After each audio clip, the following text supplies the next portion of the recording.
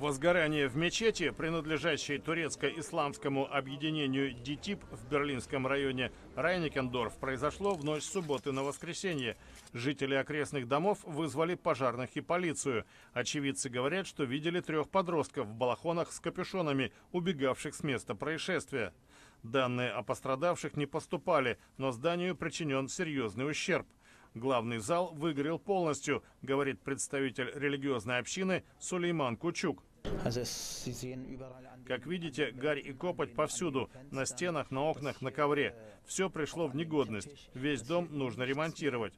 Депутат берлинского парламента Бурхард Дрегер осудил поджог. По его словам, все прихожане мечети – образцовые граждане, которые играют важную роль в жизни городского района.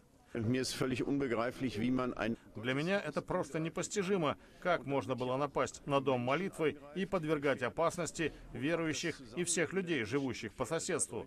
По его словам, нужно не только принять дополнительные меры безопасности, но и общими усилиями восстановить мечеть. Как сообщила представитель правоохранительных органов Валеска Якубовска, заведено дело об умышленном поджоге. Следствие ведет земельная полиция безопасности.